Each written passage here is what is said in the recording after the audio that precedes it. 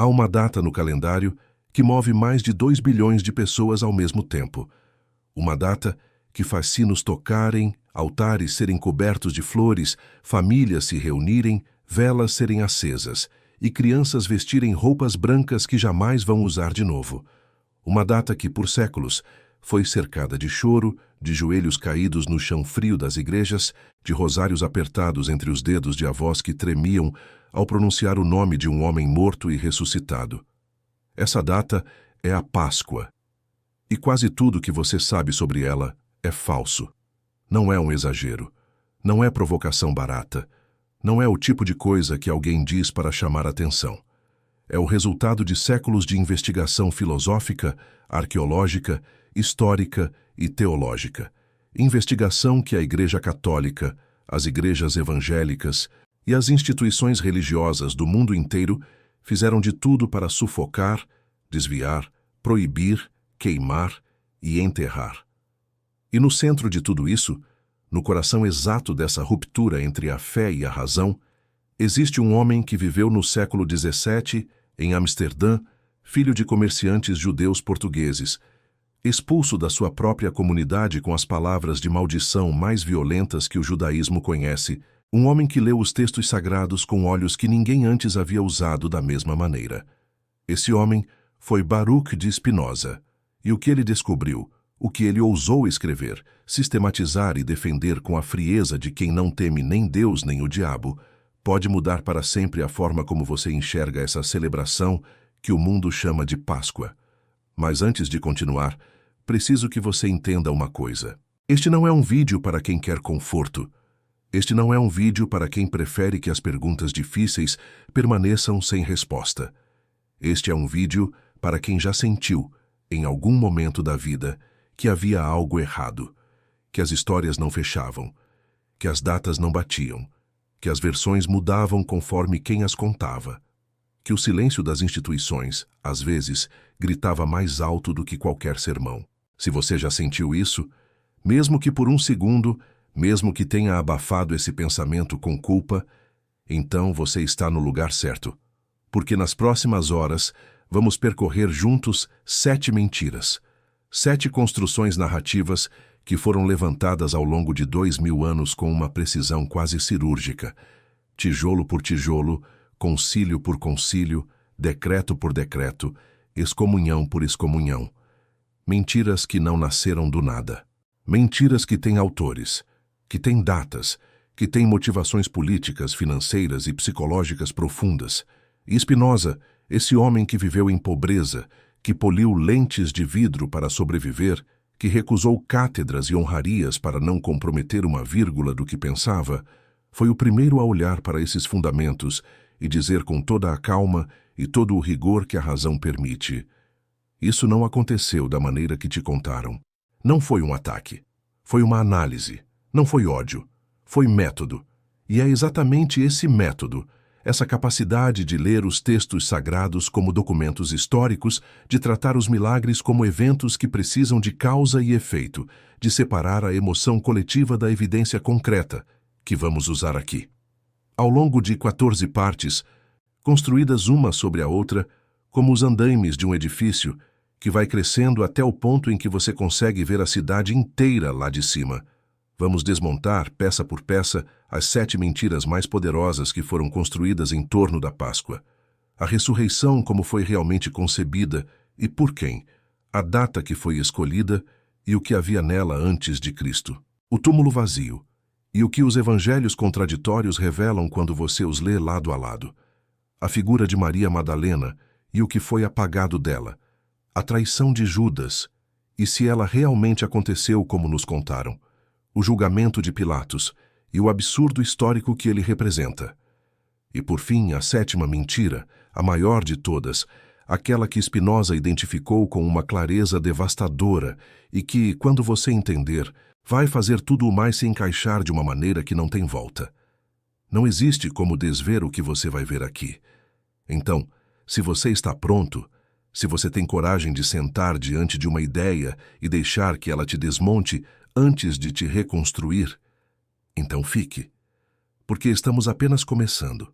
E o que vem a seguir vai te fazer questionar não só a Páscoa, vai te fazer questionar tudo o que você aprendeu sobre fé, sobre história, sobre poder e sobre o que os homens são capazes de fazer quando querem controlar o que os outros acreditam. Spinoza sabia disso. E agora você também vai saber.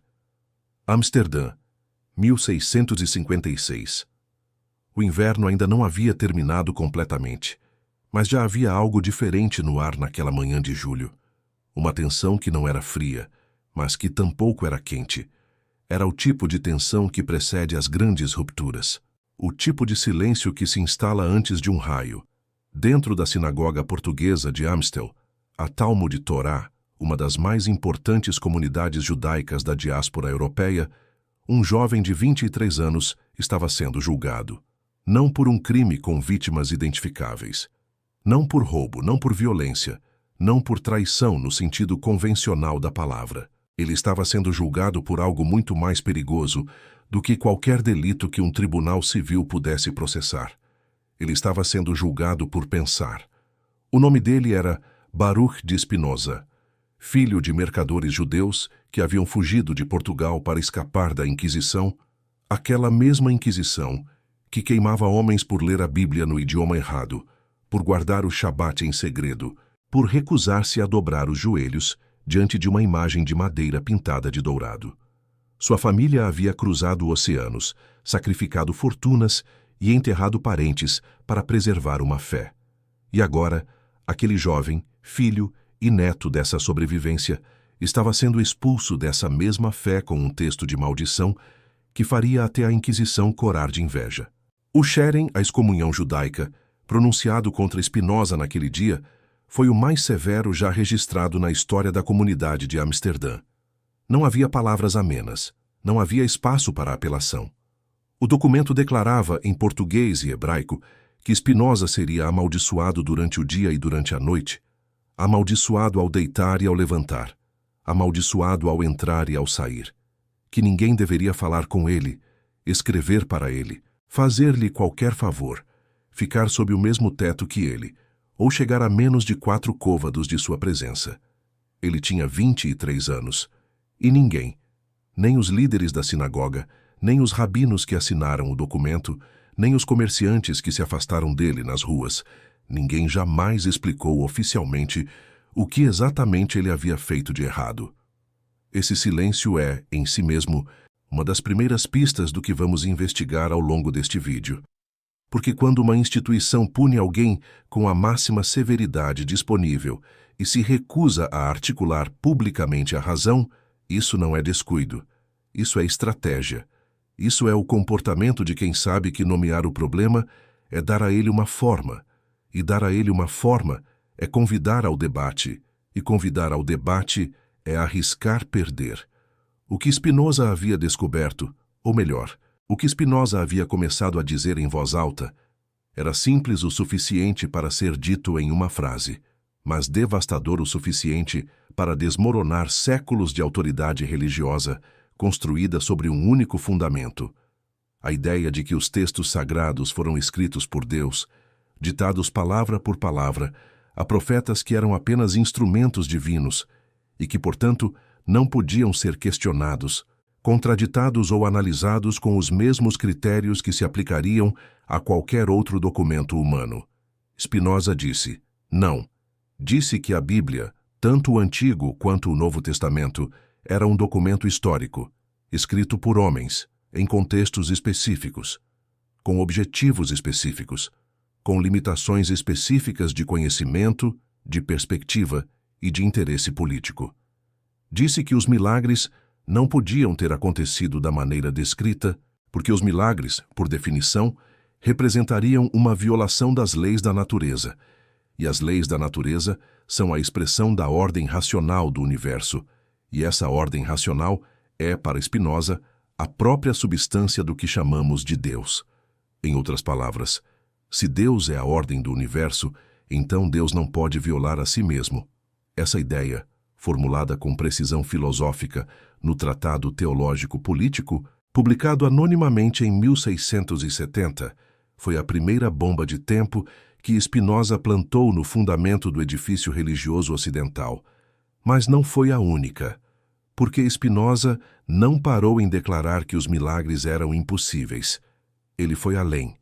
Ele pegou os textos sagrados, os mesmos textos que gerações de rabinos, bispos, papas e pastores haviam declarado invioláveis, e os leu como um filólogo leria um manuscrito antigo, com atenção às inconsistências, às repetições, às contradições internas, às diferenças de estilo que sugeriam autoria múltipla, às anacronias, passagens que descreviam eventos que só poderiam ter sido escritas depois dos fatos, não antes, e o que ele encontrou, especialmente quando voltou seus olhos para a figura de Jesus, para a narrativa da morte e da ressurreição, para os textos que fundamentam a celebração que 2 bilhões de pessoas chamam de Páscoa.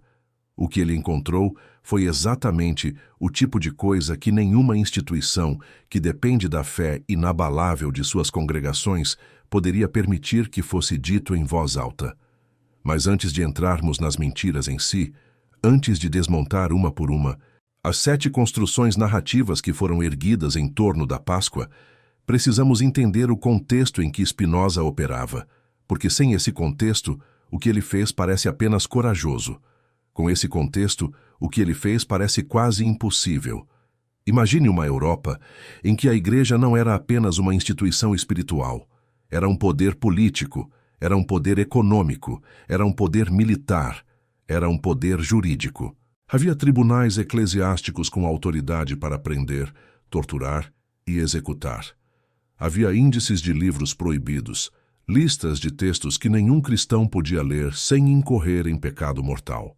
Havia uma estrutura de controle sobre o pensamento tão sofisticada e tão capilarizada que chegava às aldeias mais remotas através dos confessionários, dos sermões dominicais, dos ritos que marcavam o nascimento, o casamento e a morte de cada indivíduo.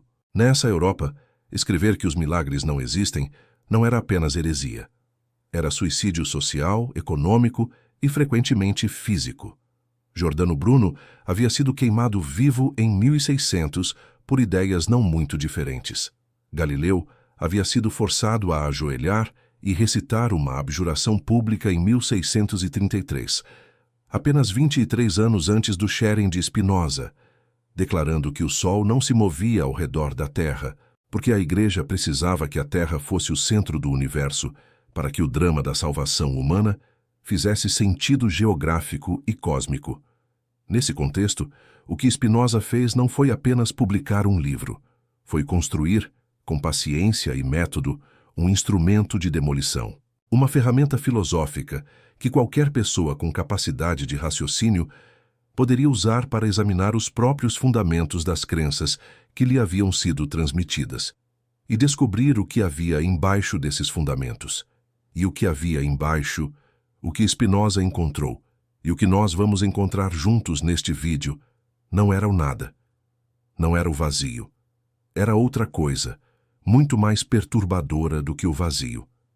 Era a história real. A história real da Páscoa é uma história de poder, de política, de comunidades em conflito que precisavam de narrativas para se distinguir umas das outras, de líderes religiosos que precisavam de fundamentos sobrenaturais para justificar sua autoridade, de concílios que se reuniram séculos depois dos eventos que descrevem e decidiram, por voto, por negociação, por pressão política, o que seria considerado verdade sagrada e o que seria destruído. É uma história humana, profundamente humana, com todas as mesquinhezas e grandezas que caracterizam os seres humanos quando estão lutando por algo que importa para eles.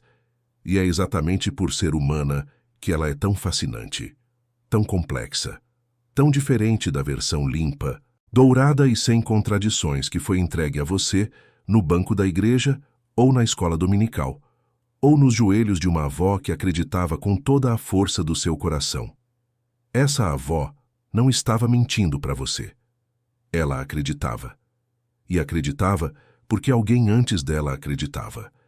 E essa cadeia de fé genuína se estende por séculos, mas em algum ponto dessa cadeia, no começo, havia homens que sabiam exatamente o que estavam fazendo. E é a esses homens que vamos voltar. É às suas decisões, aos seus documentos, às suas reuniões secretas e aos seus decretos públicos que vamos ir buscar as respostas que a instituição nunca quis que você fosse buscar. Spinoza foi o primeiro a montar esse caminho de forma sistemática. Nós vamos segui-lo. E a primeira parada desse caminho começa com uma pergunta aparentemente simples, mas cuja resposta vai abrir um abismo debaixo dos seus pés. Por que a Páscoa muda de data todo ano? Há uma pergunta que toda criança faz em algum momento da infância e que nenhum adulto responde de forma satisfatória. É uma pergunta tão direta, tão lógica, tão naturalmente nascida da curiosidade de uma mente ainda não treinada para aceitar o inexplicável, que quando você a ouve pela primeira vez, não consegue entender como nunca havia pensado nisso antes. A pergunta é esta: se Jesus morreu e ressuscitou em datas específicas, datas que aconteceram uma vez na história, em um ano concreto, em um calendário concreto, por que a Páscoa muda de lugar no calendário todos os anos? Um nascimento tem uma data. O 25 de dezembro, seja historicamente preciso ou não, pelo menos tem a dignidade de ser fixo. Você sabe que todo ano, em dezembro, no mesmo dia, a celebração vai acontecer. Mas a Páscoa não. A Páscoa flutua. Pode cair em março, pode cair em abril. Pode ser dia 22, pode ser dia 25, pode ser cedo, pode ser tarde.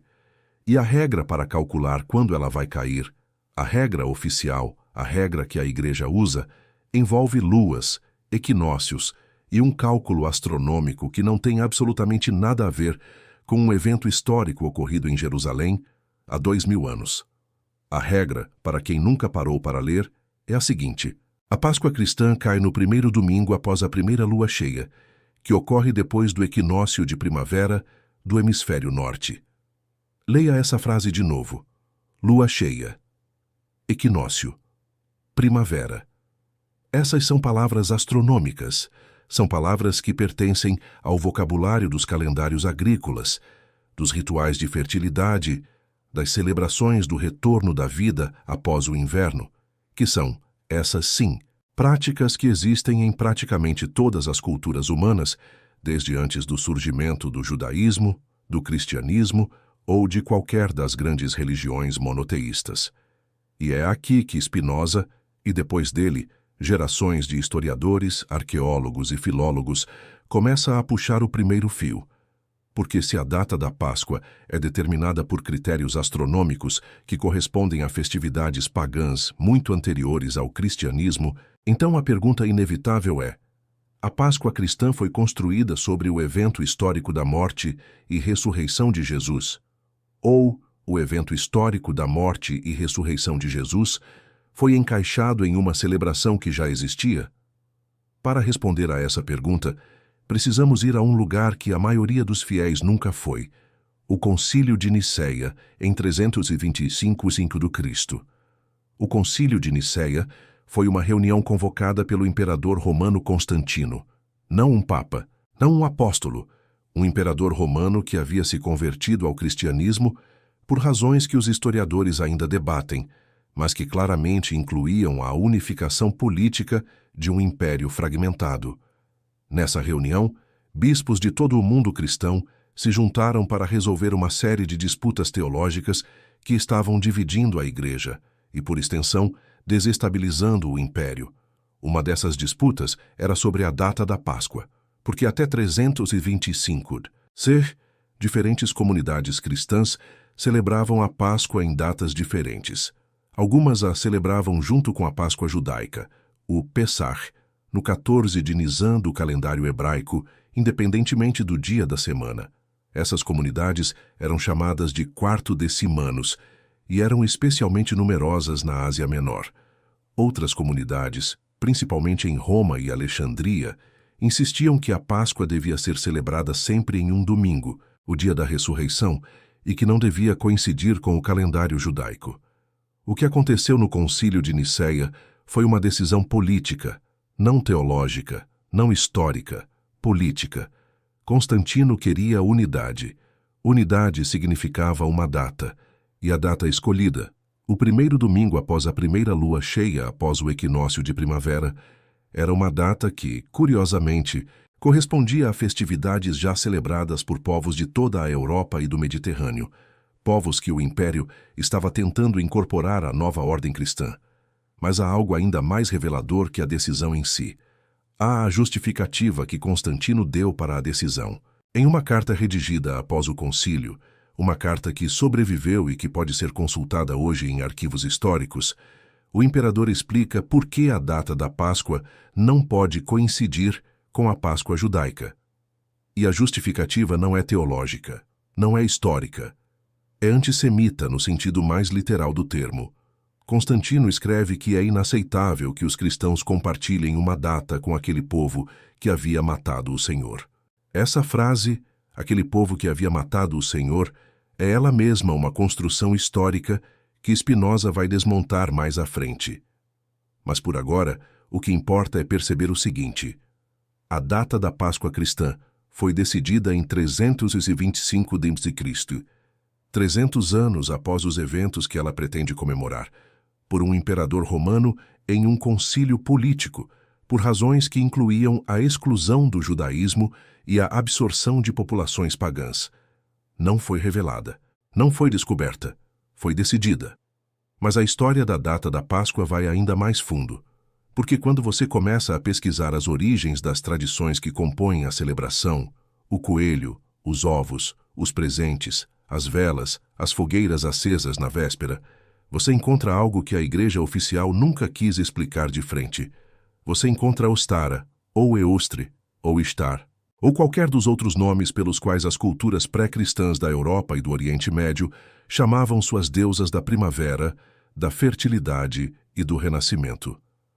A palavra inglesa para Páscoa, Easter, não vem do hebraico Pesach, não vem do grego Pascha, vem de um nome de deusa germânica, cuja festa era celebrada no equinócio de primavera com, adivinhe, ovos e coelhos, símbolo universal de fertilidade. O monge inglês Beda, o Venerável, que escreveu no século VIII, menciona essa deusa chamada Eostre e explica que o mês de abril era chamado em seu idioma de mês de Eostre e que os cristãos da região haviam adotado o nome do mês para nomear sua própria festa. Essa referência causou tanto desconforto que houve, ao longo dos séculos, esforços ativos para desacreditar o próprio Beda, um monge cristão, canonizado pela Igreja, simplesmente porque ele havia dito o que havia dito. Isso é relevante, isso importa. Não porque invalide o significado espiritual que milhões de pessoas depositam na Páscoa, mas porque revela um padrão que vamos encontrar repetidamente ao longo deste vídeo, que é o seguinte: o cristianismo não nasceu no vácuo. Nasceu dentro de um mundo saturado de outras religiões, outros mitos, outros rituais de morte e ressurreição. E quando cresceu e se tornou a religião oficial do Império Romano, não destruiu completamente essas outras práticas. As absorveu, as renomeou, as reembalou com nomes cristãos e as redistribuiu para populações que já as conheciam e amavam. Spinoza, no Tratado Teológico Político, não fala especificamente sobre os coelhos da Páscoa, mas fala sobre algo muito mais importante: a maneira como os textos religiosos são usados para conferir legitimidade histórica a práticas e crenças que têm origens muito mais complexas e muito menos divinas do que seus guardiões institucionais estão dispostos a admitir. E o que ele diz é isto: quando você examina um texto sagrado com as ferramentas da razão, quando você pergunta quem escreveu, quando escreveu, por que escreveu e o que acontecia no mundo ao redor no momento em que foi escrito, você descobre que a distância entre a revelação divina e a necessidade humana é muito menor do que a instituição religiosa prefere que você acredite. A data da Páscoa é o exemplo mais visível disso. É a primeira mentira porque é a mais fácil de verificar. Qualquer pessoa com acesso à internet, a uma biblioteca, ou simplesmente a capacidade de formular a pergunta, pode descobrir o que descobrimos aqui nos últimos minutos. E se esta primeira mentira está tão exposta, tão verificável, tão documentada, e ainda assim foi mantida por séculos de silêncio institucional? O que nos diz sobre as outras 6? Você chegou até aqui. E isso não é coincidência. A maioria das pessoas que começa a assistir um vídeo como este desiste no primeiro desconforto, no primeiro momento em que a ideia na tela colide com algo que foi ensinado como verdade absoluta. Você não desistiu. Isso diz algo sobre você. Então eu quero te fazer uma pergunta real que eu quero que você pense de verdade antes de responder. Se a data da Páscoa foi escolhida por um imperador romano em um concílio político, e se as tradições que a compõem vieram de festas de deusas pagãs da primavera, então, o que exatamente estamos comemorando todo ano? Escreva nos comentários. Não a resposta certa, a sua resposta. O que você sente quando lê isso, o que você pensa. Se você já sabia, se isso te surpreendeu, se isso te perturbou, se isso te libertou. Porque este canal não é um monólogo, é uma conversa.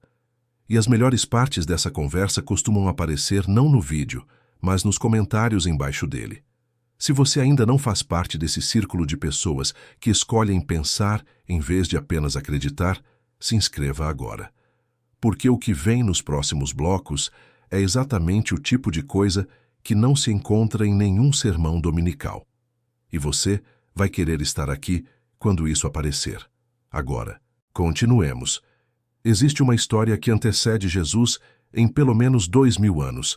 Uma história de um Deus que morre, um Deus que desce ao mundo dos mortos, um Deus que ressuscita ao terceiro dia, um Deus cuja ressurreição é comemorada com lamento, jejum e depois alegria explosiva pelos seguidores que acreditavam que sua morte era o fim, e descobriram para seu espanto e alívio que não era. Essa história não é a de Jesus de Nazaré, é a de Osíris. O deus egípcio Osíris, cujo culto existe em registros datados de pelo menos 400 anos antes do nascimento de Jesus, foi morto por seu irmão Sete, despedaçado em 14 pedaços que foram espalhados pelo Egito e depois reassemblado e ressuscitado por sua esposa e irmã Ísis. A morte e ressurreição de Osíris eram comemoradas anualmente com rituais que envolviam choro coletivo pela morte do deus, descida simbólica ao submundo e alegria explosiva no terceiro dia, quando o deus retornava à vida. Terceiro dia. Esse detalhe não é coincidência, é um padrão, e aparece em tantos lugares com tantas variações que não pode ser explicado como influência direta de um sobre o outro. É algo mais profundo, algo que tem a ver com a maneira como a mente humana processa a experiência do luto e da esperança, e com os ritmos do mundo natural, que por milênios serviram de base para os calendários religiosos. Osíris não está sozinho. Há Tammuz, o deus sumério-babilônico da vegetação, morto anualmente e ressuscitado. O livro de Ezequiel, no Antigo Testamento, menciona com evidente horror que mulheres em Jerusalém estavam chorando por Tammuz nos portões do templo, o que nos diz duas coisas: que o culto de Tammuz era praticado em Jerusalém por pessoas que se identificavam como seguidoras do Deus de Israel, e que isso perturbava profundamente os profetas, que consideravam essa mistura inaceitável. Há Dionísio, o deus grego do vinho e do êxtase, que em algumas versões do mito é despedaçado pelos titãs e ressuscitado por Zeus. O culto dionisíaco incluía refeições rituais em que os participantes consumiam pão e vinho como símbolos do corpo e do sangue do Deus. Uma prática que qualquer cristão reconheceria imediatamente. Há Átis, o deus frígio, cujo sacerdócio principal em Roma celebrava anualmente sua morte e ressurreição, numa sequência de ritos que acontecia nos mesmos dias em que, séculos depois, a Igreja cristã celebraria a Semana Santa. As datas eram tão próximas que escritores cristãos dos primeiros séculos, São Justino Mártir, Tertuliano, se sentiram obrigados a explicar a coincidência. A explicação que deram foi extraordinária. Disseram que o diabo, antecipando a vinda de Cristo, havia criado essas religiões falsas com antecedência para confundir os fiéis quando o verdadeiro Salvador chegasse. Em outras palavras, eles reconheceram a semelhança. Não podiam negá-la. E a solução que encontraram foi atribuí-la não a uma herança cultural compartilhada, mas a uma conspiração sobrenatural do próprio adversário de Deus. Spinoza leu esses escritos. Leu os escritos dos pais da Igreja. Leu as defesas que eles construíram. E o que ele viu, com aquela clareza perturbadora que era sua marca registrada, foi o comportamento reconhecível de uma instituição que está consciente de uma vulnerabilidade e está construindo um muro em torno dela antes que alguém chegue com uma picareta. Mas o argumento de Spinoza não era simplesmente que a ressurreição era um mito copiado de outros mitos. Era mais sofisticado do que isso. O argumento de Spinoza era que os mitos de morte e ressurreição existem em tantas culturas e em tantos períodos históricos porque eles correspondem a algo real, não a um evento sobrenatural, mas a uma necessidade humana. A necessidade de acreditar que a morte não é o fim. A necessidade de dar sentido ao luto. A necessidade de encontrar, no ritmo das estações, no inverno que mata e na primavera que ressuscita, uma promessa de continuidade que transcenda a experiência individual da perda. Essa necessidade é real. Essa necessidade é profundamente humana. E as narrativas que a servem, incluindo a narrativa cristã da ressurreição de Jesus, têm um valor psicológico e social enorme, independentemente de sua veracidade histórica. Mas quando uma instituição declara que essa narrativa é literalmente verdadeira, que aconteceu de fato, naquele dia, naquele túmulo, com aquele homem específico, e usa essa declaração de verdade literal como fundamento de sua autoridade política e jurídica sobre milhões de pessoas, então a questão da veracidade histórica deixa de ser apenas filosófica e se torna urgentemente ética. Porque se você tem o direito de me dizer o que fazer, de me cobrar impostos, de determinar quem pode se casar e quem não pode, quem pode ser enterrado em Terra Santa e quem vai para a vala dos excomungados, e você justifica essa autoridade dizendo que representa um homem que ressuscitou dos mortos. Então, a pergunta sobre se esse homem realmente ressuscitou dos mortos é uma questão pública, não privada. É exatamente isso que Spinoza estava dizendo quando escreveu o Tratado Teológico Político. Não estava atacando a fé. Estava defendendo o direito da razão de examinar os fundamentos das instituições que governam a vida pública. Agora, voltemos ao texto em si. Porque há algo nos próprios evangelhos, nos textos canônicos que a Igreja considera sagrados e invioláveis, que é extremamente revelador quando você para de ler com olhos de crente e começa a ler com olhos de historiador.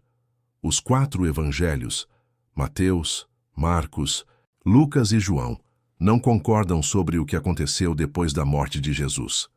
Não é uma discrepância pequena, não é o tipo de variação que você encontraria em 4 testemunhas que viram o mesmo acidente de carro a partir de ângulos diferentes. É o tipo de contradição que em qualquer tribunal contemporâneo seria suficiente para declarar que as testemunhas não estavam descrevendo o mesmo evento. Em Marcos, que é o evangelho mais antigo, escrito por volta de 70 d.C., 40 anos após a morte de Jesus, o túmulo está vazio e um jovem vestido de branco diz às mulheres que Jesus havia ressuscitado. As mulheres saem correndo e não falam com ninguém, porque estavam com medo. Fim. Ponto. No texto mais antigo que temos, não há aparição do Jesus ressuscitado. Há apenas um túmulo vazio e um jovem não identificado. As aparições de Jesus ressuscitado, as cenas em que ele come peixe com os discípulos, aparece a Maria Madalena no jardim, convida Tomé a colocar o dedo nas chagas. Essas cenas aparecem em Mateus, Lucas e João, que foram escritos entre 10 e 30 anos depois de Marcos.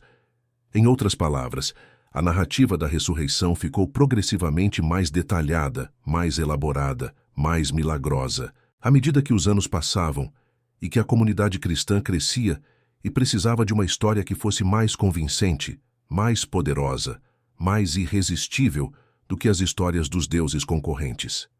Isso não é uma acusação de falsidade deliberada. É uma descrição do processo natural pelo qual os mitos crescem, o mesmo processo que Spinoza identificava em todos os textos religiosos que analisava. as histórias crescem, se tornam mais grandiosas, incorporam elementos das histórias vizinhas, respondem às necessidades do momento em que estão sendo contadas, e o problema não é que isso aconteça.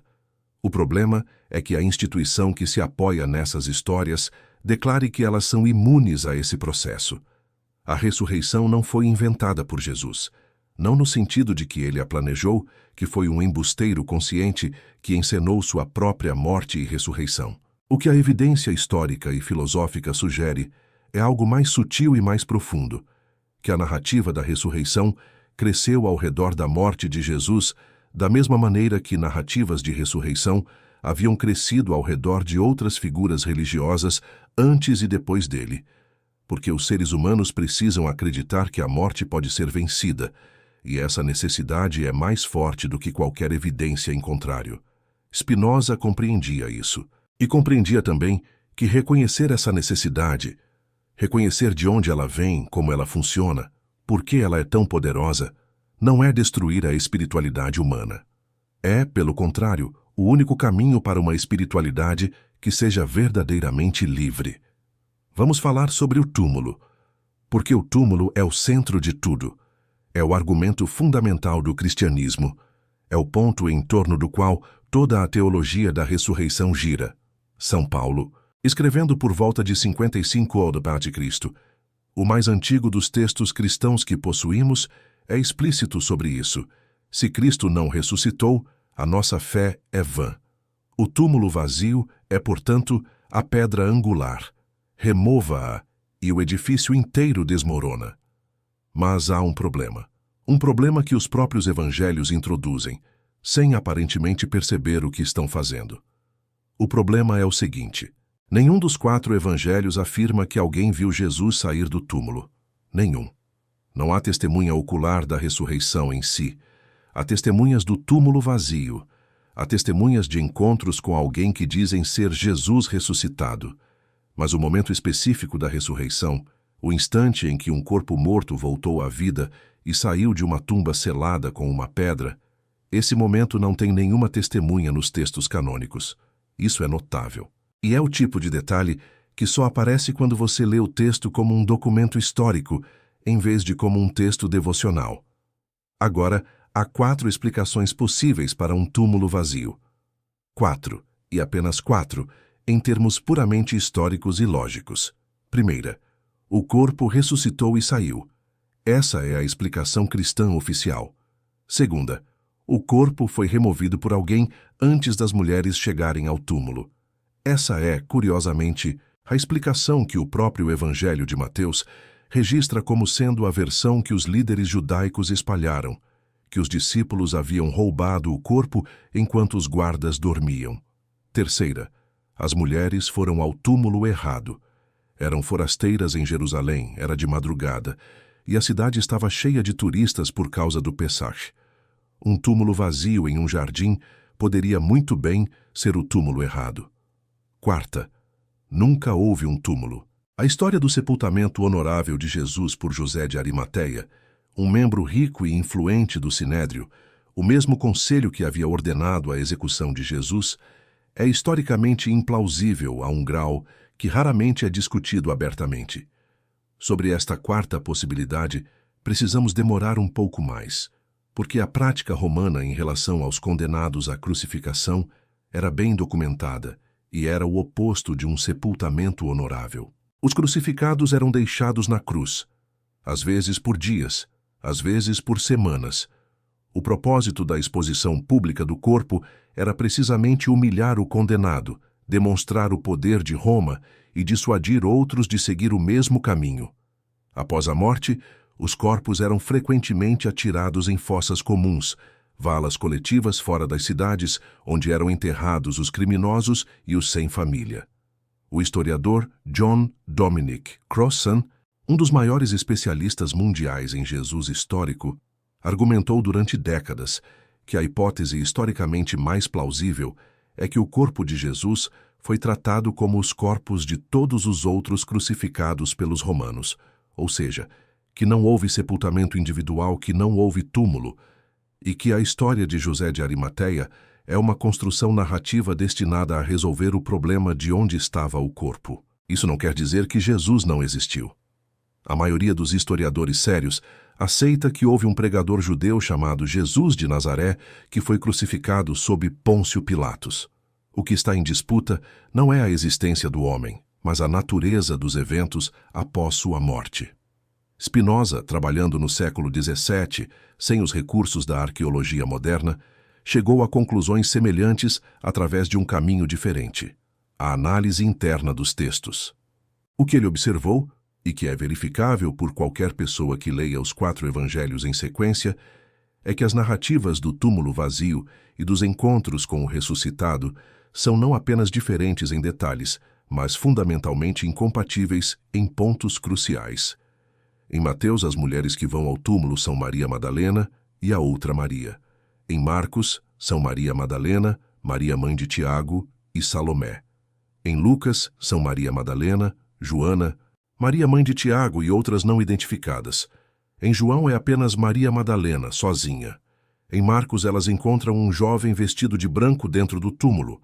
Em Mateus, é um anjo que desce do céu diante delas, rola a pedra e senta sobre ela, enquanto os guardas ficam paralisados de terror. Em Lucas, são 2 homens em roupas brilhantes. Em João, são 2 anjos sentados onde o corpo estava. Em Marcos, as mulheres saem em silêncio e não falam com ninguém. Em Mateus, saem rapidamente e com grande alegria. Em Lucas, vão imediatamente contar aos 11 apóstolos. Em João, Maria Madalena vai contar a Pedro e ao discípulo amado, que correm ao túmulo. Qual dessas versões aconteceu? A resposta honesta, a resposta que Spinoza daria, que os historiadores mais sérios dão, é que não sabemos, e que a incompatibilidade entre as versões sugere fortemente que estamos lidando não com testemunhos oculares de um evento específico, mas com tradições orais que circularam por décadas em comunidades diferentes antes de serem escritas, e que adquiriram formas diferentes em cada comunidade. Isso é o que Spinoza chamaria de evidência da natureza humana e histórica do texto, mas há algo ainda mais perturbador na história do túmulo. Algo que muito raramente é mencionado nos debates sobre a ressurreição. É o fato de que o Evangelho de Marcos, o mais antigo, o que provavelmente preserva as tradições mais próximas dos eventos, termina de forma abrupta no capítulo 16, versículo 8. As mulheres saem do túmulo tremendo e assustadas, e não dizem nada a ninguém. Fim. Sem aparição do ressuscitado, sem grande comissão, sem ascensão ao céu. Os versículos 9 a 20 do capítulo 16 de Marcos, os versículos que descrevem as aparições do ressuscitado, estão ausentes dos manuscritos mais antigos e de melhor qualidade que possuímos. Os estudiosos da Bíblia sabem disso há mais de um século. Os aparatos críticos das edições acadêmicas da Bíblia indicam claramente que esses versículos foram adicionados posteriormente, por uma mão diferente da do autor original. Em outras palavras, o final de Marcos foi reescrito. Alguém, um copista, um editor, um líder da comunidade, considerou que o texto original terminava de forma insatisfatória e acrescentou um final mais completo, mais convincente, mais compatível com o que a tradição havia desenvolvido nas décadas seguintes. Isso não é uma teoria de conspiração. É textual criticism, a disciplina acadêmica que estuda os manuscritos antigos para estabelecer as versões mais originais dos textos. É uma ciência praticada em universidades de todo o mundo, incluindo universidades católicas e protestantes. A questão do túmulo vazio não prova a ressurreição. Prova que havia um túmulo, ou que a tradição dizia que havia, e que estava vazio quando as mulheres chegaram. O que aconteceu entre o enterro e a chegada das mulheres é exatamente o ponto que os textos divergem, contradizem e, em alguns casos, parecem ter sido modificados para suavizar. Spinoza dizia que a razão não é o inimigo da espiritualidade, é a sua aliada mais honesta. E uma espiritualidade que não pode sobreviver ao contato com perguntas honestas provavelmente não é tão sólida quanto parece. Há uma mulher no centro da história da Páscoa. Ela está presente na crucificação, quando os discípulos homens fugiram. Ela está presente no sepultamento. Ela é a primeira, em todos os 4 evangelhos, sem exceção, a chegar ao túmulo na manhã do 3º dia. E no Evangelho de João, ela é a primeira a ver o Jesus ressuscitado, a primeira testemunha da ressurreição, a mensageira escolhida para levar a notícia aos apóstolos. Em latim medieval, ela seria chamada de Apostola Apostolorum, apóstola dos apóstolos, aquela que foi enviada para dizer aos enviados. Essa mulher é Maria Madalena. E o que a Igreja fez com ela ao longo de 17 séculos é um dos casos de apagamento histórico mais bem documentados e mais reveladores de toda a história do cristianismo. A história oficial, a que você provavelmente conhece, apresenta Maria Madalena como uma prostituta arrependida, uma mulher de vida dissoluta que Jesus havia curado de seus pecados e que, em gratidão, o seguiu até a cruz enquanto todos os outros fugiam. Essa versão da história é bonita, é emocionalmente satisfatória, demonstra a misericórdia de Jesus para com os mais marginalizados e transmite uma mensagem moral clara: até a mais pecadora das mulheres pode ser salva. O único problema é que essa versão é falsa e foi fabricada em 591 d.C., mais de 5 séculos após os eventos que descreve. O Papa Gregório I pronunciou um sermão em que declarou que Maria Madalena, a mulher pecadora que ungiu os pés de Jesus no Evangelho de Lucas, e a Maria de Betânia, que Lázaro era irmã, eram todas a mesma pessoa. Não havia base textual para essa fusão. Os 3 textos descrevem claramente personagens diferentes, mas Gregório as fundiu em um único personagem. E esse personagem composto, essa Maria Madalena inventada, tornou-se a versão oficial da Igreja por mais de 1000 anos. Foi somente em 1969 que a Igreja Católica admitiu oficialmente que a fusão havia sido um erro, que Maria Madalena não era uma prostituta, que nunca havia nenhuma base textual para essa identificação. 1381 anos depois. Mas a pergunta que Spinoza faria, e que nós devemos fazer, não é apenas por que o erro foi cometido, é por que durou tanto tempo, e o que esse erro mantido por 13 séculos servia. A resposta é clara quando você olha para o contexto. No momento em que Gregório I fundiu essas 3 figuras em uma única prostituta arrependida, a Igreja estava no meio de um processo de consolidação de poder, que passava, em parte, por excluir as mulheres de posições de liderança religiosa. O debate sobre o papel das mulheres na Igreja, debate que havia sido intenso nos primeiros séculos do cristianismo, quando havia diaconisas, profetisas e até bispos mulheres em algumas comunidades, havia sido resolvido em favor da exclusão. Uma Maria Madalena que fosse a primeira testemunha da ressurreição, a apóstola dos apóstolos, uma líder na comunidade cristã primitiva, essa Maria Madalena seria um argumento em favor das mulheres que queriam exercer autoridade religiosa. Uma Maria Madalena que fosse uma ex-prostituta, salva pela graça de Jesus, mas eternamente associada ao pecado sexual. Essa Maria Madalena era um argumento completamente diferente. Não é especulação, é documentado. Nos anos 1940 e 1950, uma série de textos extraordinários foi descoberta no Egito e nas margens do Mar Morto. Os manuscritos de Nag Hammadi e os manuscritos do Mar Morto. Entre eles, vários textos que haviam circulado nas primeiras comunidades cristãs e que não haviam sido incluídos no cânone oficial da Bíblia ou haviam sido ativamente suprimidos. Entre esses textos estava o Evangelho de Maria, um texto do século II que apresenta Maria Madalena como a discípula mais próxima de Jesus, aquela que compreende mais profundamente seus ensinamentos, aquela a quem Jesus revela visões e mistérios que não compartilhou com os outros. No Evangelho de Maria após a ressurreição, Maria Madalena conforta os discípulos abatidos e lhes transmite os ensinamentos secretos de Jesus. Pedro, o mesmo Pedro que a tradição reconhece como fundador da Igreja, questiona irritado: será que Jesus falou em particular com uma mulher sem nosso conhecimento? Devemos nos voltar e ouvi-la? Será que ele a preferiu a nós? Leve, outro discípulo, responde: Pedro, você sempre foi impulsivo. Agora eu te vejo competindo com essa mulher como se ela fosse adversária sua. Se o Salvador a tornou digna, quem és tu para rejeitá-la? Esse texto, que circulou nas primeiras comunidades cristãs como um texto sagrado, foi deliberadamente excluído do cânone. E Maria Madalena, em vez de ser lembrada como liderança da comunidade cristã primitiva, foi transformada em prostituta e mantida nessa condição por 13 séculos. Spinoza não tinha acesso aos manuscritos de Nag Hammadi. Eles só foram descobertos em 1945, mas tinha acesso a algo igualmente importante: a capacidade de fazer a pergunta que muito raramente é feita. A pergunta não é: o que a Bíblia diz sobre Maria Madalena? A pergunta é: por que a Bíblia, da forma que nos chegou, diz o que diz? E a resposta a essa segunda pergunta revela algo que vai muito além de Maria Madalena.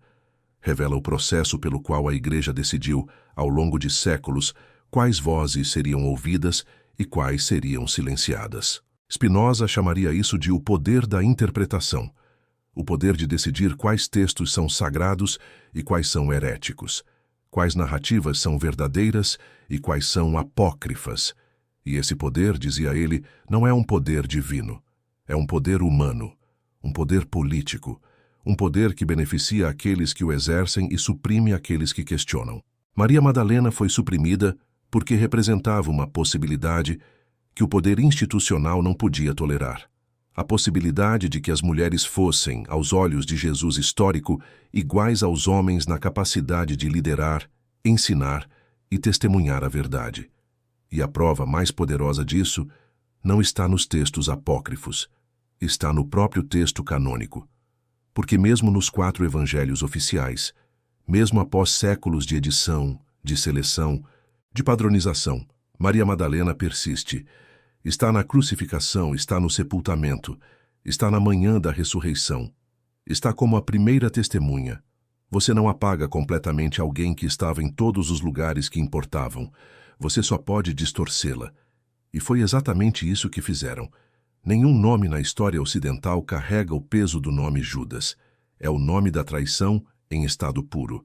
É sinônimo de deslealdade definitiva, de venda da amizade por moedas, de beijo transformado em sinal para os carrascos. Judas Iscariotes é, na imaginação coletiva cristã, o arquétipo do traidor, o homem que estava mais próximo da luz e escolheu as trevas, que conhecia a verdade e a vendeu. Por 2000 anos o nome Judas foi uma maldição. Pais não nomeiam filhos com esse nome. Em muitas culturas europeias, ser chamado de Judas é o pior insulto que se pode fazer a um homem. Mas há algo perturbador acontecendo com essa história quando você a examina de perto. Vamos começar pelo mais óbvio: as 30 moedas de prata. A narrativa diz que Judas traiu Jesus por 30 moedas de prata. Esse número específico não é aleatório.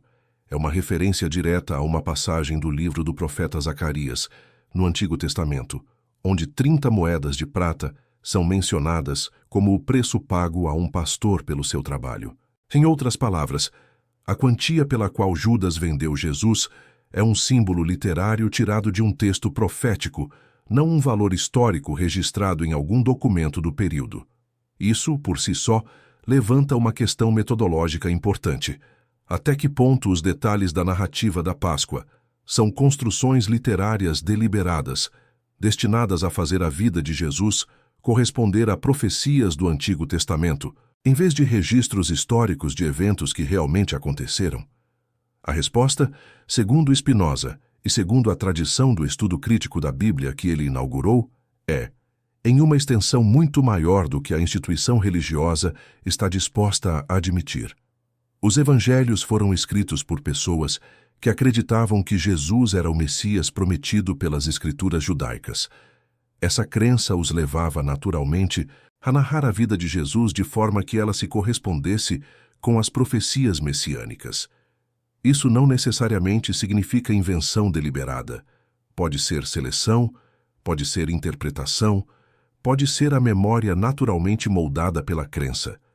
Mas significa que a correspondência entre a vida de Jesus e as profecias do Antigo Testamento não pode ser usada como evidência independente de que Jesus era o Messias. porque a correspondência pode ter sido construída pelos próprios narradores. Mas voltemos a Judas. Há outro detalhe na narrativa que raramente é examinado: o que Judas entregou. A palavra grega usada nos evangelhos é paradidomi, que pode ser traduzida como entregar, trair ou transferir. O que Judas transferiu e entregou, ou traiu, é descrito como o próprio Jesus. Ele revelou a localização de Jesus aos sacerdotes para que pudessem prendê-lo à noite, longe das multidões. Mas aqui está o problema histórico. Jesus pregava publicamente em Jerusalém todos os dias. Entrava no templo, ensinava, debatia com os fariseus e escribas. As autoridades sabiam exatamente quem ele era. Se quisessem prendê-lo, podiam fazê-lo em plena luz do dia. Por que precisariam de um informante para indicar onde ele estava? Vários historiadores e teólogos, incluindo estudiosos que operam completamente dentro da tradição cristã, sugeriram que o papel de Judas pode ter sido diferente do que a narrativa popular apresenta. Que talvez Judas não tenha traído Jesus às autoridades, mas entregado Jesus a elas por um acordo. Possivelmente a pedido do próprio Jesus, que pode ter acreditado que sua prisão e morte eram parte do plano divino que ele estava executando. Essa interpretação é intrigante e encontra um eco surpreendente em um texto descoberto em 2006, o Evangelho de Judas. O Evangelho de Judas, um texto copta do século II, descoberto no Egito e levado anos para ser restaurado e traduzido, apresenta uma versão radicalmente diferente da história. Nesse texto, Judas não é o traidor, é o discípulo mais íntimo, o único que verdadeiramente compreende a natureza divina de Jesus. E quando Jesus pede a Judas que o entregue, não traia, é porque ele está ajudando Jesus a completar sua missão, libertar o espírito divino da prisão do corpo físico. Nessa versão, Judas não age por ganância, age por obediência, e não por 30 moedas de prata. Esse detalhe sequer aparece.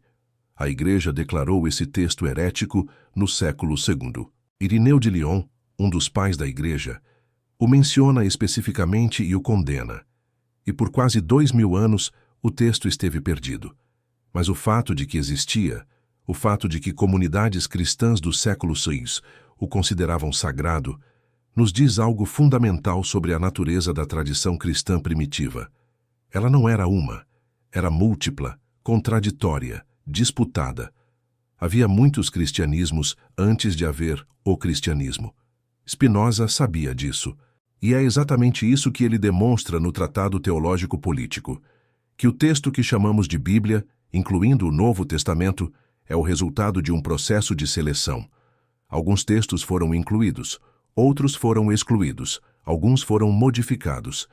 E esse processo de seleção não foi realizado por Deus, foi realizado por homens, em concílios, com debates, com votações, com conflitos de poder e de interesse. O Judas que conhecemos, o traidor de 30 moedas, é uma construção. Uma das possíveis versões de uma figura histórica complexa, elevada à condição de símbolo universal da maldade por um processo que favorecia certas interpretações e suprimia outras. E há algo ainda mais sombrio nessa construção, porque o personagem de Judas, o judeu que trai por dinheiro, o judeu que beija enquanto apunhala, se tornou ao longo dos séculos um dos pilares narrativos do antissemitismo europeu. A figura de Judas foi usada repetidamente para animar a ideia de que os judeus, como povo, eram traidores, avarentos e responsáveis pela morte de Cristo. Essa ideia, a culpa coletiva dos judeus pela morte de Jesus, levou a pogroms, a expulsões, a leis discriminatórias e, eventualmente, contribuiu para o solo cultural que tornou possível o Holocausto. A Igreja Católica somente rejeitou oficialmente a doutrina da culpa coletiva dos judeus em 1965, com a declaração Nostra Aetate do Concílio Vaticano II, 900 anos após as Primeiras Cruzadas, 500 anos após a Inquisição Espanhola, 20 anos após Auschwitz. Spinoza, que havia sido expulso da comunidade judaica e nunca foi aceito pela comunidade cristã, era um homem sem pátria religiosa. E talvez seja por isso que conseguia ver com tanta clareza o que acontecia quando as narrativas religiosas eram usadas para fins que seus supostos autores divinos jamais teriam aprovado. Judas não foi apenas traído pela história. Judas foi transformado em arma. Existe uma cena na narrativa da Páscoa que é dramaticamente perfeita. É a cena em que Pôncio Pilatos, o governador romano da Judéia, representante do poder mais absoluto do mundo antigo, fica diante de uma multidão de judeus ensandecidos que pedem a morte de Jesus e lava as mãos, literalmente. Ele pede uma bacia de água, lava as mãos à vista de todos e diz: "Estou inocente do sangue deste homem. A responsabilidade é de vocês."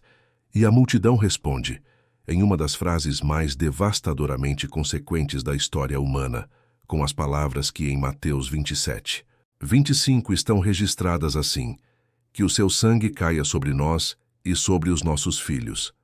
Essa cena, o lavabo de Pilatos, a maldição da multidão, é o fundamento narrativo da doutrina da culpa coletiva judaica pela morte de Jesus. A doutrina que ensanguentou os séculos medievais europeus. E ela é historicamente impossível. Não improvável, não questionável, impossível. E por múltiplas razões independentes umas das outras. Comecemos pelo personagem de Pôncio Pilatos. O que sabemos sobre Pôncio Pilatos pelas fontes históricas romanas e judaicas, principalmente Flávio Joséfo e Fílon de Alexandria, contemporâneos que o descrevem em seus escritos, é que ele era um governador notavelmente brutal e insensível à tradição judaica. Joséfo descreve incidentes em que Pilatos provocou deliberadamente a população judaica, colocando imagens do imperador dentro de Jerusalém, algo que a lei judaica proibia, usando fundos do tesouro do templo para construir um aqueduto e massacrando os samaritanos que haviam se reunido em torno de um líder religioso. Esse homem, esse Pilatos histórico, documentado por fontes independentes, não é alguém que lava as mãos diante de uma multidão local. Não é alguém que se deixa pressionar por uma multidão de pessoas subjugadas. Não é alguém que se preocupa com sua inocência moral diante de um preso judeu. É um funcionário do Império Romano, numa das províncias mais problemáticas do mundo antigo, com o poder de vida e morte absoluto sobre a população local, e com uma história documentada de exercer esse poder sem hesitação e sem remorso. Em segundo lugar, o costume da Páscoa. Os evangelhos descrevem um costume segundo o qual, durante a Páscoa, o governador romano libertava um prisioneiro à escolha da população. Esse costume, chamado de Privilegium Paschale, é um elemento central da narrativa do julgamento de Jesus. É por causa desse costume que Barrabás é colocado em oposição a Jesus e a multidão escolhe Barrabás. O problema é que esse costume não tem nenhuma evidência histórica fora dos evangelhos. Nenhuma fonte romana menciona isso. Nenhuma fonte judaica menciona isso. Seria um costume extraordinário. Os romanos libertar criminosos a pedido de populações conquistadas, que certamente seria documentado em algum lugar além dos próprios textos que estamos tentando verificar. Historiadores que se debruçaram sobre essa questão chegaram à mesma conclusão. O Privilegium Paschale parece ser uma invenção narrativa, destinada a criar o contraste dramático entre Jesus e Barrabás e a transferir a responsabilidade pela morte de Jesus das autoridades romanas para a população judaica. E aqui está o ponto crucial que Spinoza, e depois dele gerações de historiadores, identificou como a chave para compreender por que a narrativa do julgamento foi construída da forma que foi. Os evangelhos foram escritos após 70 Dixinterusto, após a destruição de Jerusalém pelas legiões de Tito, após a dispersão do povo judeu, e crucialmente, durante um período em que as comunidades cristãs estavam tentando sobreviver dentro do Império Romano. Para sobreviver dentro do Império Romano, era politicamente suicida apresentar Jesus como alguém que havia sido executado por ordem de Roma, por ser uma ameaça política ao poder imperial. Isso tornaria o movimento cristão, aos olhos de Roma, um movimento subversivo e perigoso. Muito mais seguro, muito mais politicamente conveniente, apresentar Jesus como um inocente, que Roma havia tentado salvar, mas que havia sido entregue à morte pela intransigência dos líderes judaicos e da multidão. Transferir a culpa de Roma para os judeus não era apenas uma questão de narrativa religiosa, era uma estratégia de sobrevivência política. E funcionou. Funcionou por 2000 anos. Os efeitos dessa estratégia narrativa sobre as populações judaicas da Europa foram catastróficos e documentados. Em cada Sexta-feira Santa, em cada sermão da Paixão, a cena do julgamento era encenada ou narrada, e a multidão que gritava "Crucifica-o" e pedia que o sangue caísse sobre si mesma e sobre seus filhos era sempre, na imaginação dos fiéis, o povo judeu. Os pogroms de Páscoa, os ataques organizados contra comunidades judaicas que ocorriam regularmente na Europa medieval durante a Semana Santa, não eram acidentes. Eram consequências previsíveis de uma narrativa que havia sido construída para servir a fins políticos específicos e que continuava a servir a fins políticos diferentes ao longo dos séculos. Spinoza, filho de uma família que havia fugido da Inquisição portuguesa, neto de pessoas que haviam vivido como cristãos secretos para sobreviver, entendia visceralmente o que acontecia quando as narrativas religiosas eram usadas como instrumentos de violência política. Mas havia algo ainda mais específico que ele identificou no texto do julgamento de Pilatos. É a cena do lavabo em si. Esse gesto, lavar as mãos para declarar inocência, é um gesto que não pertence à tradição romana. Não há nenhum precedente romano para um governador lavar as mãos em público como declaração de inocência moral. Pertence à tradição judaica. No Salmo 26, Davi declara: "Lavarei em inocência as minhas mãos." No Deuteronômio, há um rito de purificação em que os anciãos de uma cidade lavam as mãos sobre a cabeça de uma novilha para declarar que não são responsáveis por um assassinato. O gesto que os evangelhos atribuem a Pilatos, o governador romano, é um gesto tirado da tradição religiosa judaica. Isso sugere que a cena foi construída por alguém que conhecia muito bem a tradição judaica, ou seja, por um autor judeu ou judeu-cristão, e que a atribuiu a Pilatos para criar um efeito dramático específico. O de um governador romano, usando o próprio vocabulário ritual judaico para declarar que os judeus eram responsáveis pela morte de Jesus, é uma construção literária de precisão cirúrgica, e suas consequências foram devastadoras. Spinoza diria que esse é o exemplo mais claro do que acontece quando um texto humano, produzido em circunstâncias históricas específicas, por autores com interesses e estratégias específicas, é declarado sagrado e posto fora do alcance do questionamento racional. Quando um texto humano se torna sagrado, seus erros se tornam verdades eternas, e suas violências se tornam vontade de Deus.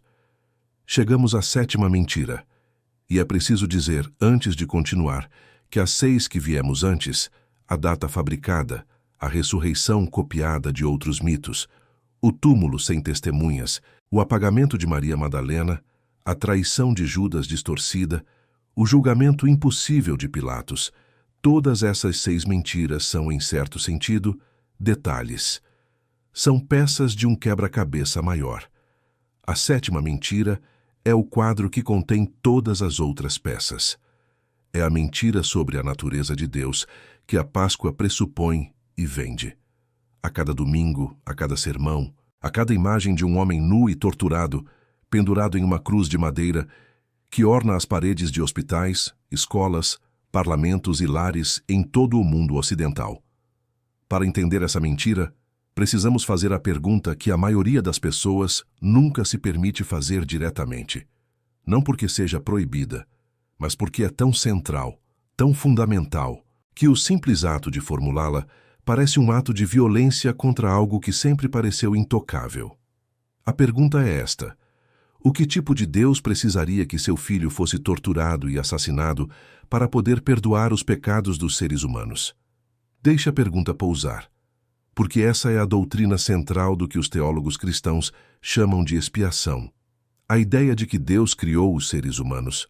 Os seres humanos pecaram, e o preço do pecado é tão alto que só pode ser pago com sangue.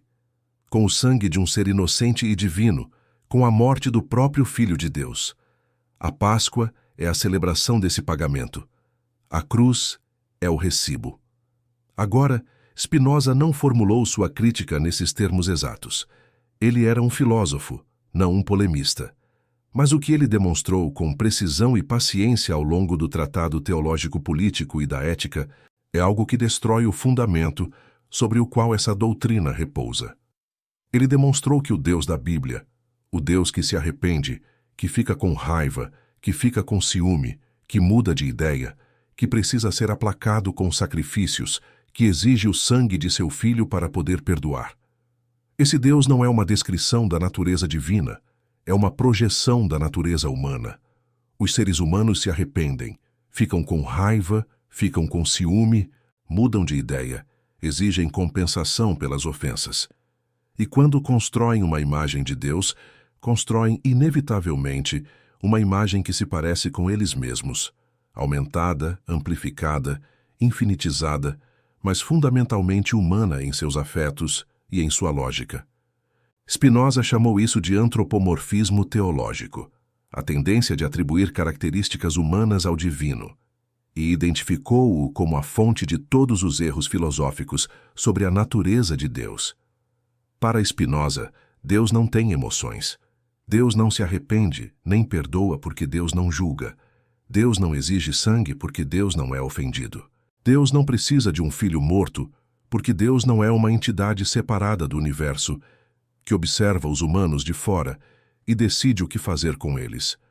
Para Spinoza, Deus é a ordem imutável e infinita do universo, a substância única da qual tudo o que existe é uma expressão. A razão que governa tudo o que acontece sem exceção, sem interrupção, sem milagres, sem favoritismos, sem planos de salvação que envolvam crucificações. Esse Deus, o Deus de Spinoza, não pode querer a morte de seu filho. Não pode exigir sangue, não pode ser aplacado, não pode ser ofendido. E, portanto, a Páscoa, entendida como o pagamento de uma dívida de sangue a um Deus ofendido, é, para Spinoza, não apenas historicamente problemática, é teologicamente absurda. Mas há algo ainda mais profundo aqui. Algo que vai além da filosofia e toca a psicologia e a política. A doutrina da expiação, a ideia de que você é radicalmente culpado, de que sua culpa é tão profunda que nenhum ato seu pode limpá-la, de que apenas o sangue de um ser divino pode te salvar, essa doutrina produz um tipo específico de ser humano. Produz um ser humano que acredita que é fundamentalmente falho, que não pode confiar em sua própria razão, em seus próprios julgamentos morais, em seus próprios desejos, que precisa de intermediários, padres, pastores, papas, teólogos, para interpretar a vontade de um Deus irado que está sempre à beira de condenar. Esse ser humano não é livre, é dependente. E a dependência é lucrativa. Lucrativa em termos financeiros, as igrejas são, historicamente, algumas das instituições mais ricas do mundo. Lucrativas em termos de poder, nenhuma instituição exerceu mais controle sobre a vida cotidiana dos seres humanos ocidentais do que a Igreja cristã em seus vários formatos. Lucrativa em termos de influência política, reis foram coroados e deposto pela Igreja, guerras foram declaradas em seu nome, territórios foram conquistados sob sua bandeira. A sétima mentira da Páscoa não é sobre uma data ou sobre um túmulo, ou sobre uma figura histórica específica. É sobre o modelo de ser humano que a narrativa da Páscoa, em sua versão oficial, institucional, pressupõe e reproduz. Um ser humano que nasceu culpado, que foi salvo por sangue alheio, que deve gratidão eterna a um poder que poderia tê-lo condenado, mas escolheu clemência, que, portanto, não deve questionar a autoridade desse poder ou dos que o representam. Spinoza viu isso com uma clareza que lhe custou tudo: a família, a comunidade, a segurança, a aceitação social. Viu e recusou. Não porque fosse um ateu no sentido moderno do termo. A palavra ateísmo era, para Spinoza, tão insatisfatória quanto a palavra teísmo convencional. Ele não acreditava em nenhum dos dois deuses, nem no Deus pessoal que exige sangue, nem no vazio sem sentido que alguns chamam de ateísmo. Ele acreditava em algo diferente, em uma ordem racional e infinita que não tem necessidade de ser adorada, mas que pode ser compreendida. Uma ordem que não precisa que você se ajoelhe, mas que exige que você pense. Uma ordem que não exige sangue, exige honestidade. E é exatamente essa honestidade, essa capacidade de olhar diretamente para as histórias que nos foram dadas e perguntar se são verdadeiras, de onde vieram, quem se beneficia delas e o que ficaria de pé se as removêssemos, que a Páscoa, em sua versão institucional, foi construída para impedir. Porque se você pode questionar a data da Páscoa, pode questionar a ressurreição. Se você pode questionar a ressurreição, pode questionar a autoridade da Igreja. Se você pode questionar a autoridade da Igreja, pode questionar quem tem o direito de dizer o que é verdade, o que é moral, o que é sagrado. E se você pode questionar tudo isso, se você tem de fato o direito e a capacidade de usar sua razão para examinar as fundações das instituições que governam sua vida, então você não precisa mais de intermediários. Você é livre.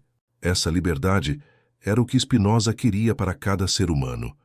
Essa liberdade foi o que lhe custou tudo. E essa liberdade, essa mesma liberdade, esse mesmo direito à pergunta honesta, é o que você exerceu ao assistir a este vídeo até aqui. Depois de tudo que vimos, as datas fabricadas, os textos contraditórios, as figuras apagadas, os julgamentos impossíveis, existe uma pergunta que precisa ser respondida antes de continuarmos. Por que Spinoza? Por que um homem do século XVII, filho de refugiados judeus portugueses, que vivia em Amsterdã polindo lentes de óculos para pagar o aluguel, é a figura central deste vídeo sobre a Páscoa? A resposta é simples e poderosa. Porque Spinoza foi o primeiro a fazer o que nenhum filósofo antes dele havia feito de forma sistemática e pública. Ele tratou a Bíblia como um documento histórico, não como uma coleção de mitos, não como um conjunto de alegorias, como um documento histórico, produzido por seres humanos, em contextos históricos específicos, com intenções específicas, sujeito aos mesmos critérios de análise que se aplicariam a qualquer outro texto do mundo antigo. Essa decisão metodológica parece simples, parece óbvia, parece hoje quase banal. No século XVII, era um ato que podia custar a vida, e Spinoza sabia disso. Quando publicou o Tratado Teológico Político em 1670, fez isso anonimamente. O nome na capa era falso. A cidade de publicação indicada era falsa. Ele sabia que o livro seria proibido, e foi, pela Igreja Reformada Holandesa, pelo clero luterano, pelos líderes católicos e pelos próprios líderes da comunidade judaica, que já o havia excomungado anos antes.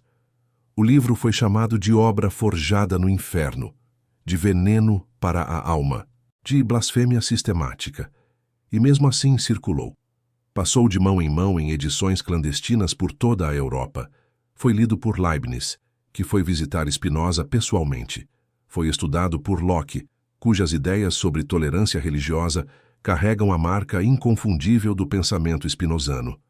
Foi absorvido lentamente, ao longo de um século, por toda a tradição do iluminismo que mudaria a face da Europa. Mas o preço pessoal foi alto. Spinoza viveu sozinho. Nunca se casou. Nunca teve filhos. Vivia em quartos alugados de cidade em cidade, sempre dependente da generosidade de um pequeno círculo de amigos. Recusou uma cátedra na Universidade de Heidelberg, porque as condições incluíam não perturbar a religião estabelecida. E ele sabia que não poderia honrar essa condição por um único dia. Morreu aos 44 anos, provavelmente de tuberculose agravada pela poeira de vidro que inalava enquanto polia suas lentes. Morreu sem ver o impacto do que havia feito, mas o impacto viria, e foi devastador para as certezas que examinamos ao longo deste vídeo, porque o método que Spinoza aplicou à Bíblia, ler o texto com honestidade histórica, perguntar quem escreveu, quando, por quê, e o que acontecia no mundo ao redor, esse método se tornou a base da chamada crítica bíblica moderna. Uma disciplina acadêmica que, hoje, é praticada em universidades de todo o mundo, incluindo as católicas e as protestantes. Em outras palavras, Até as universidades religiosas adotaram o método de Spinoza. Só não dizem isso nos sermões. O homem que foi amaldiçoado com o xerém mais severo da história de Amsterdã tornou-se o fundador silencioso da forma como a teologia séria lê a Bíblia. Essa é uma das ironias mais extraordinárias da história intelectual ocidental. E é também uma prova de algo que Spinoza sempre acreditou, que a verdade não pode ser definitivamente suprimida, pode ser atrasada, pode ser distorcida, pode ser enterrada por séculos, mas volta, sempre volta. A filosofia de Spinoza abriu uma porta. A arqueologia do século XX entrou por ela com os braços cheios de evidências, porque enquanto os teólogos debatiam textos em bibliotecas, os arqueólogos estavam na terra, literalmente, escavando o solo da Palestina, do Egito, da Síria, da Jordânia. E o que encontraram mudou irrevogavelmente o que é possível afirmar sobre as origens do cristianismo e sobre a narrativa da Páscoa. Comecemos com os manuscritos do Mar Morto, descobertos entre 1947 e 1956 nas cavernas de Qumran, próximas ao Mar Morto. Esses manuscritos, mais de 900 documentos preservados em jarros de argila, em um clima extraordinariamente seco, representam a maior descoberta arqueológica da história do estudo bíblico. São textos judaicos do período entre 200 INSA e 70 DANISA, Cristo. Exatamente o período em que Jesus viveu e morreu. O que eles revelaram foi perturbador para quem acreditava que o judaísmo do tempo de Jesus era um bloco monolítico e uniforme. Revelaram que havia múltiplas seitas e movimentos dentro do judaísmo daquele período. Movimentos que falavam de um Messias sofredor, de um líder que morreria para purificar a comunidade, de uma batalha final entre a luz e as trevas, de uma refeição sagrada partilhada pela comunidade como rito de renovação. Em outras palavras, muito do que parecia exclusivamente cristão existia dentro do judaísmo antes de Jesus. Isso não anula Jesus, mas contextualiza a narrativa de Jesus de uma forma que a Igreja sempre preferiu evitar. Depois vieram os textos de Nag Hammadi, descobertos em 1945 no Egito. Uma biblioteca inteira de textos gnósticos, evangelhos, atos, cartas, apocalipses, que circularam nas primeiras comunidades cristãs e foram deliberadamente excluídos do cânone. Entre eles, o Evangelho de Tomé, que não narra a vida de Jesus, mas preserva 114 ditos atribuídos a ele, alguns dos quais têm paralelos nos evangelhos canônicos, e outros que nunca aparecem nos textos oficiais. Entre eles, o Evangelho de Filipe, que descreve Maria Madalena como a companheira de Jesus, a que ele amava mais do que a todos os outros discípulos. Entre eles, o Evangelho da Verdade, que apresenta uma teologia completamente diferente da oficial. A Igreja respondeu a essas descobertas com um silêncio que durou décadas.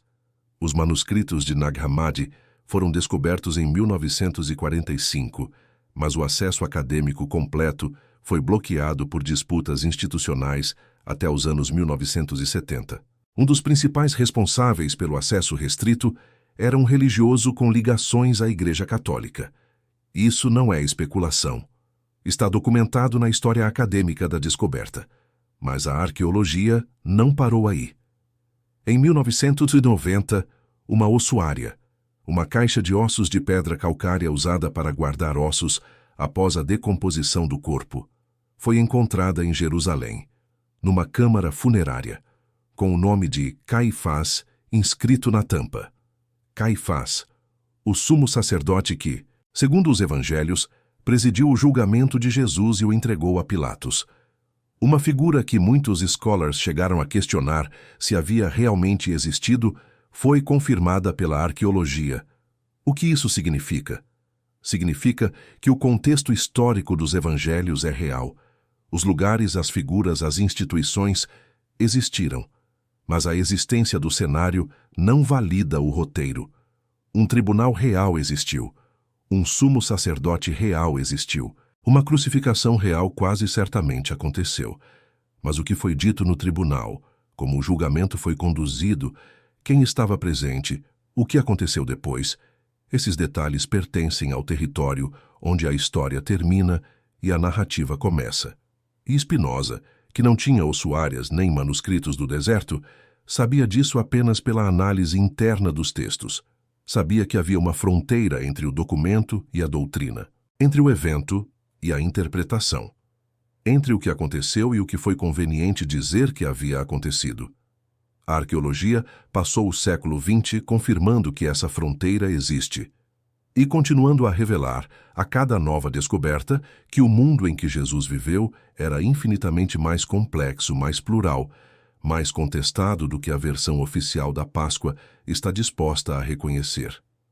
Há uma ironia extraordinária na história do pensamento ocidental. Spinoza foi condenado pelos religiosos do seu tempo por ser um destruidor da fé. Foi acusado de ateísmo, de blasfêmia, de querer demolir os fundamentos da civilização cristã.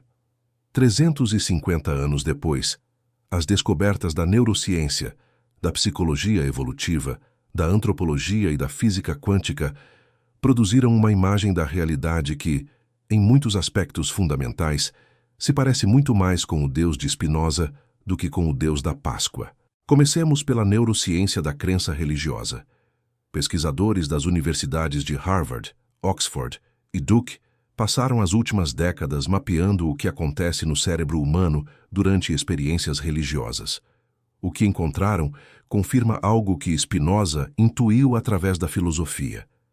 As experiências religiosas são reais como experiências. Ativam regiões do cérebro ligadas ao prazer, ao sentido, à conexão social, ao alívio da ansiedade existencial. Mas a realidade da experiência não valida a interpretação que fazemos dela. Uma pessoa que tem uma visão de Jesus ressuscitado está tendo uma experiência neurológica genuína. O que está em questão é se essa experiência é causada pela presença literal de Jesus ressuscitado ou por outros fatores, psicológicos, fisiológicos, culturais, que produzem esse tipo de experiência em pessoas de todas as religiões do mundo. E aqui está o dado que nenhum sermão de Páscoa vai mencionar. As experiências de morte e ressurreição, visões de luz, sensação de abandono do corpo, encontros com figuras luminosas, retorno à vida com sensação de missão renovada, são documentadas em pessoas de todas as culturas e de todas as religiões. Budistas têm essas experiências, muçulmanos têm essas experiências, pessoas sem nenhuma afiliação religiosa têm essas experiências. O que muda não é a experiência, é a interpretação, determinada pela cultura, pela linguagem religiosa disponível, pelas expectativas do grupo social ao qual a pessoa pertence. Spinoza diria que isso é exatamente o que se esperaria se as experiências religiosas são fenômenos naturais da mente humana, expressões da nossa capacidade de acessar algo que está além do ego individual e não intervenções sobrenaturais de um Deus pessoal. Depois há a física. A física do século XX, especialmente a mecânica quântica e a cosmologia, produziu uma imagem do universo que é, em aspectos importantes, spinozana antes de ser cristã. Um universo em que matéria e energia são formas diferentes da mesma coisa. Um universo em que a separação entre observador e observado é ilusória em certo nível fundamental. Um universo em que a distinção entre o que chamamos de Deus e o que chamamos de natureza começa a parecer, no mínimo, filosoficamente questionável.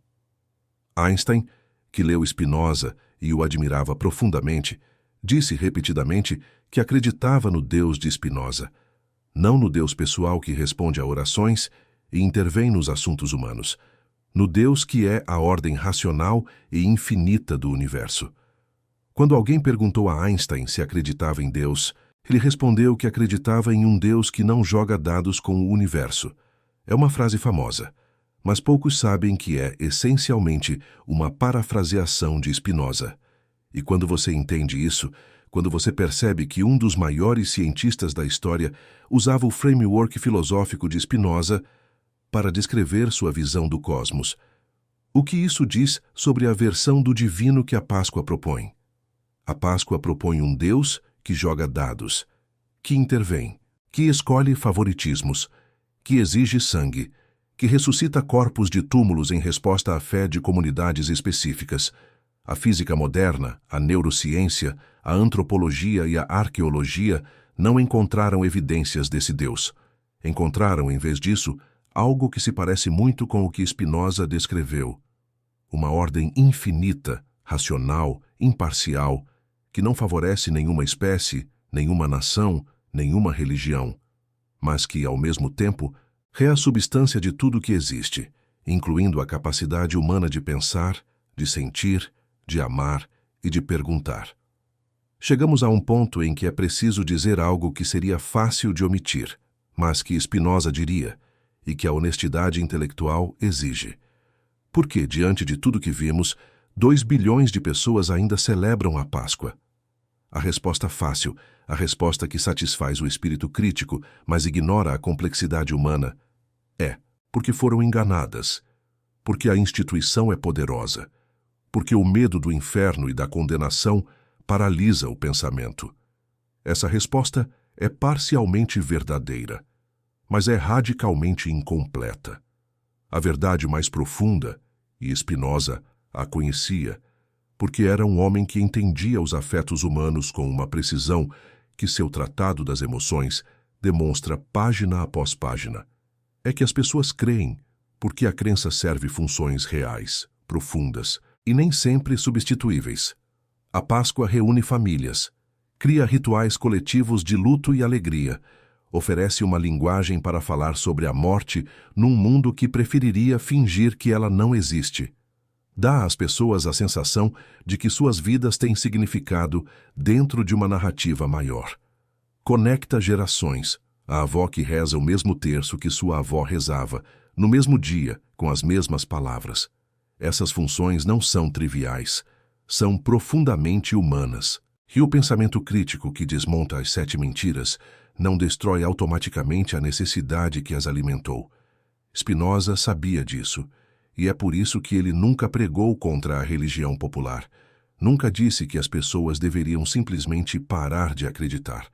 O que ele disse foi diferente, que a religião, quando funciona bem, deve produzir justiça e bondade, que qualquer interpretação de um texto sagrado que leve à violência, à exclusão, à discriminação, seja qual for a autoridade que invoque, está errada.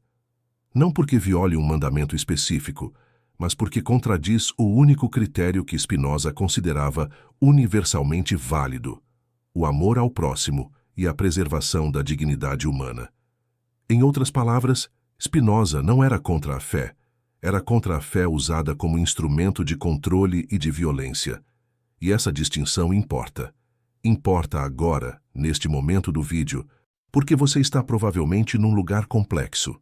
Talvez você tenha crescido celebrando a Páscoa, talvez tenha avós que acreditam, talvez você mesmo tenha acreditado, ou ainda acredite em partes. Talvez este vídeo tenha perturbado algo que você preferia não examinar. Isso é válido. Isso é exatamente o processo que Spinoza descreveu. O processo de uma mente que está começando a usar suas próprias faculdades para examinar as histórias que recebeu. E esse processo não precisa terminar em rejeição.